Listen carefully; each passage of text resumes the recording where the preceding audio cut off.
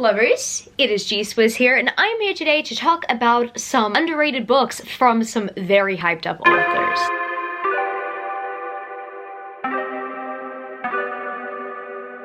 Hi everyone, if you're wondering why I'm posting a 7 on Sunday midweek, if you're watching this on time, it is because that I've had a very busy schedule and I wasn't able to edit this video on time. But I hope you have just as much fun watching it as I had fun making it. If you didn't know, this is a 7 on Sunday topic and I am the host of 7 on Sunday. I will link the Goodreads page down in the description where you can check it out and you can participate in a topic in the future or you can suggest a topic. And this week's 7 on Sunday topic, I've been thinking about for quite some time. I have brought up the topic underhyped books like twice now. However, sometimes we would actually never really expect some underhyped books to be written by some very hyped up authors. These series that I'm going to bring up right now on this list, I believe don't get enough recognition or praise, and sometimes I reckon that they deserve more praise than the series that the authors do get the main praise and accolades for. Yes, some of these books slash series are book series that I have mentioned previously on my channel. I know I'm trying not to get repetitive. However, there are some other underhyped recommendations that I do have, but I will be explaining why I think that these books are underhyped compared to the other hyped up series that are by these specific authors. So I guess without further ado, I'm gonna get straight into this list. So first of all, I'm gonna bring up 2 book series by the same author that I believe are underhyped compared to another series that they've written, and the other series that they've written is technically a franchise that is constantly getting hyped, and I believe that it's because the publisher is fine with them writing more spin-offs in the series because of how hyped up the original series is. The hyped up series that I bring up is the Iron Face series by Julie Kagawa, and the underhyped series that I bring up are both the Talon Saga and the Shadow of the Fox trilogy. Both these series I have read. I believe the only series that I have not yet read by Julie Kagawa is the Immortal Rules series, and I have not yet read the spin-offs to the Iron Face series. And I'm very much looking forward to reading them because, oh my goodness, I love the original Iron Face series, and I can see why that series has a lot of hype. It's very good. However, these series, in my opinion, are just as good. I do like the Talon Saga, and I reckon that I like it for the reasons why a lot of people don't really like it. It's a very different and unique take on dragons. Essentially, it feels a lot like a dystopian, even though it is an urban fantasy. It actually kind of reminds me of the Lux series when I really think about it. I've only just recently read the Lux series by Jennifer L Armentrout. I realized that that paranormal romance kind of feels more like a dystopian when you really think about it. I think it's because the otherworld beings are essentially kind of like living in a society where essentially their race is trying to take over. Very interesting stuff. I do like this series, and I reckon that Julie Kagawa, in my opinion, is one of the queens of urban fantasy, and I also absolutely adore the Shadow of the Fox trilogy. This was the first series that I got into by Julie Kagawa. I heard great things about it. A lot of people were comparing it to anime. I do have to say that it kind of does read like anime, even though a lot of people keep on saying that it is actually anime. No, they clearly don't know what anime actually is, which is very fascinating when people try to make that pitch. I really love both these series. They are amazing. They are great. And in my opinion, I think that these series don't get as much recognition as they deserve. They are absolutely amazing series, and I do highly recommend them. If you do like the Iron Face series, I would highly recommend you support Julie Kagawa in her other series as well. And I am going to quickly mention this series because I've been talking about this series like non-stop on my channel. It's been a year since I read it, and it's still like one of my favorite trilogies of all time, but I'm pretty sure you guys already know that I hammer it in every single time that the series is underhyped, and it deserves more hype. But it fits this topic very well, so I'm just gonna quickly mention it. I'm gonna talk about the Malediction trilogy just very quickly by Danielle L Jensen. I'm pretty sure if you guys took a shot every single time I mention this book, you'd be done for. The reason why I bring this entire trilogy up is because the Bridge Kingdom series is a very hyped up series right now in the bookternet at the moment. Like whether we're talking about TikTok, whether we're talking about Instagram, or here on BookTube, a lot of people are talking about the Bridge Kingdom series. They absolutely love the Bridge Kingdom series. However, in my opinion, this series is better. I mean, that's just my opinion, okay? I just love the way that the romance was written in this series better. I think that it had a much more healthy dynamic. However, this is a young adult series. It's not new adult, so there is less steam. I do have to warn you about that if that is something that you were looking forward to going into the series, but I absolutely love it, absolutely adore it, and yeah. Once again, brief mention, that's it. And now I have to bring up a very hyped up author here on the bookternet as well, and that, my friends, is Taylor Jenkins Reid, and I'm gonna bring up Maybe in Another Life. And the reason why I'm bringing this book up, because initially I was gonna bring up One True Loves, and I absolutely love One True Loves. One True Loves is one of my favorite books by TJR. However, I believe that One True Loves is getting a lot more recognition than it used to because of the movie adaptation that's currently in pre-production at the moment. I'm very much excited for the movie adaptation, but Maybe in Another Life, I believe, also deserves its own adaptation as well. I do love the rest of Taylor Jenkins Reid's books. I was also going to mention After I Do. I really like that book as well. However, I'd say out of all of her backlist, before Evelyn Hugo, I have to say, beside One True Loves, Maybe in Another Life is one of my absolute favorites, and it is one that I would recommend to absolutely everyone. I love the way that this story is told. It's pretty much told in two different parallel universes, and how choices kind of lead to different outcomes. It's completely fascinating, and I just love that I was gripped from start to finish, even though it essentially is like just a regular contemporary story. It was very moving. It was very thought-provoking, and I cannot stop thinking about Maybe in Another Life. One True Loves and Maybe in Another Life, those two books are constantly on my mind, non-stop. And honestly, I love Taylor Jenkins Reid. I'm so happy that she's finally getting the recognition that she deserves. However, Maybe in Another Life is one of those underhyped reads, in my personal opinion, that just needs more praise. And you might have noticed this year that I've absolutely loved and adored Christina Lauren. I've read a few of her books, but I believe that Twice in a Blue Moon and Roomies are two of her most underrated books. Twice in a Blue Moon is actually a lot more recent than Roomies. I like the story because it kind of feels like a Taylor Jenkins Reid novel, except it has like a nicer outcome. It's very bittersweet. It's one of those second chance romance stories that absolutely pulls on your heartstrings. It's just something that feels very heartbreaking, but it's kind of a healing story at the end of the day, and the characters do experience healing by the end of it after you see them getting torn to shreds in the middle of the book. It is just wild. However, I just feel like a lot of people don't necessarily talk about this book, and I think it's because a lot of Christina Lauren's books are usually very light and fluffy and feel more humorous, whereas I feel like they went a completely different route in the story and made it very emotional. For that, I reckon it doesn't get the same recognition that their other books do, but I think that's why I like it so much, because they tried something different and they absolutely succeeded with it. Whereas Roomies, I absolutely love because this story, it hits home a little bit for me because it is essentially an immigration romance, except not necessarily to the same extent as my immigration romance, because my husband has migrated to Australia and we're going to be doing the second part of our partner visa soon, whereas I believe that a green card in America is a lot easier to get. However, I like that this book raises awareness that immigration romances and marriages exist. They really do in the real world, and they are quite an everyday thing. And honestly, from what I've seen based on my experience, a lot of people stigmatize immigration romances and marriages, and they kind of believe them to be one thing. However, everybody's experience with an immigration romance slash marriage is completely different. And what I like about Christina Lauren's novel Roomies is that they have a take on it, and honestly, I'm so happy that they do. It is one of my favorite romance novels ever now. I just feel so seen, even though it is a completely different country and they come from different cultures than what myself and Camilo do, but I'm very much thankful that this was written about. And this is a romance novel I would highly recommend to anybody who wants to check out a new romance novel. And next I want to talk about one of my auto-buy authors, and that, my friends, is Elise Kova, and I'm going to bring up The Alchemist of Loom here. I feel like The Alchemist of Loom does not get as much hype as the Air Awakened series. I mean, the Air Awakened series, in my personal opinion, is one of her best series ever. Actually, no, it's her best series ever from what I've read so far. And her Married to Magic series, those series are very popular from her. However, the Alchemist of Loom series, I believe, did not really get as much hype. I think that as soon as this first book came out, a bunch of people were sharing it on their blogs and their YouTube channel. However, these books are out of print now, and I feel like there's just no demand for the Loom saga at the moment. I kind of wish that this series could have had spin-offs, honestly. Even though it's not necessarily my favorite series by Elise Kova, I still very much enjoyed it, and I reckon that the Loom saga could be taken to new places if Elise Kova chooses to, but she's allowed the books to go out of print for the time being. If you guys are wondering why I have the hardcovers, it's because I literally jumped onto purchasing them before they went out of print. Like, I was quite literally desperate to buy these hardbacks. I absolutely do love this series, and I reckon that this series was very well written, in my opinion. I know that she said that it was more like an adult series. I mean, there are some sort of adult themes, but it definitely does feel like new adult slash YA. It's more like upper YA. I would recommend you guys check it out because I believe it's still available on Kindle Unlimited, and it's still available on Audible. So whether you guys want to read it or listen to it, it's still available to read or listen to. It's just the physical copies are out of print. But I still do highly recommend this series if you haven't checked it out yet. It is very good, and I don't think that it deserves to be missed. And now I'm gonna talk about about Jennifer L Armentrout, and I'm going to talk about the Harbinger Trilogy. A lot of people love the Dark Elements series, and a lot of people love the Lux series. And yes, like myself, some people love the Blood and Ash series, but the Harbinger Trilogy, in my opinion, is so underrated. And you know what? I get it. Not necessarily everybody loves Zane. I mean, a lot of people just saw him as like the second love interest, whatever. Like, I mean, people were just annoyed at him being some sort of love interest to Layla. But the thing that I do like about Zane, as opposed to some other sides of the love triangle, is that he was there for Layla. He was a good person, and he deserved so much better. Because if anything, yeah, I think he does like one or two things wrong in the Dark Elements series because of where his loyalties do lie. However, oh my goodness,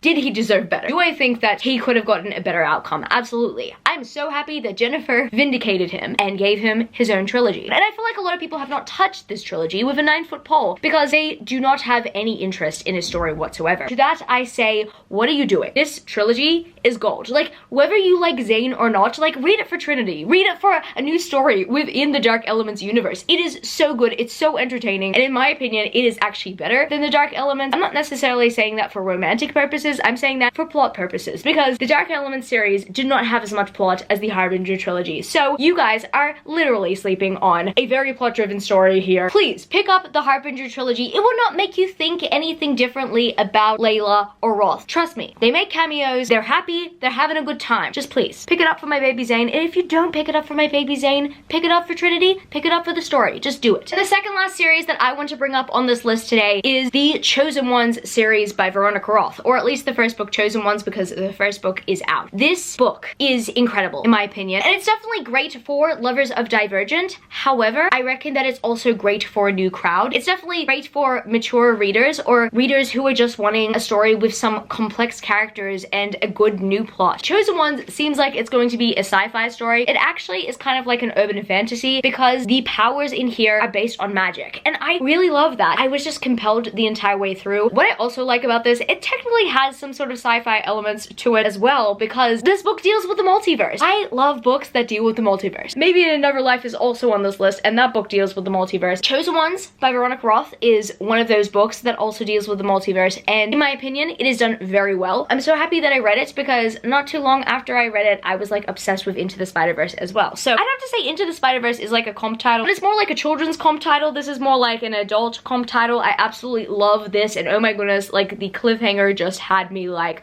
shook. I cannot wait for the series to continue on, and I just honestly feel like a lot of people are sleeping on it because in my personal opinion, it is very well written. And I do have to say this, as much as I do love Divergent, and Divergent will always have a special place in my heart, as the first book series that I got into, this book in particular is much more well written. And I say that personally because I've recognized that the author has developed in the way that they write. I understand the hesitation to anything by Veronica Roth after Divergent, after the Carve the Mark controversy. Like, I understand that. However, I believe that Veronica has definitely improved as a writer. She's written the story. If you want to check it out, I would highly recommend you do. If you don't get into the book, please listen to the audiobook. The audiobook is a masterpiece, and Dakota Fanning as Sloane. Fancast. Fancast. The final book series that I have to bring up that I believe is absolutely underrated by one of the most hyped up authors here on BookTube. I have to mention it like probably every time, that the King Chronicles is like a series that every Percy Jackson fan is sleeping on if they have not yet read it. This series is so good. I've gotten even more passionate about it because I recently finished Moon Knight, and oh my goodness, I love stories about Egyptian mythology, and honestly I feel like the King Chronicles kind of like birthed that love for me. I love this series so much. I see so many people in the online book community be like, oh my goodness, I will read all of Uncle Rick's books, and then they say, except for the King Chronicles. Seriously, that breaks my heart so much because they don't know how much they're missing. This trilogy is so good, and I understand that it's not a 5-book series like the rest of the series out there, but it's still a great trilogy. I know a lot of people are comparing these books to Percy Jackson or The Trials of Apollo or Magnus Chase or The Heroes of Olympus, but trust me, it is so good, and I understand that it was written early on in the days before crossovers were even like more apparent in his series, but trust me, it's still really good on its own. It has the same signature humor by Rick Riordan. Too many people are missing out, man.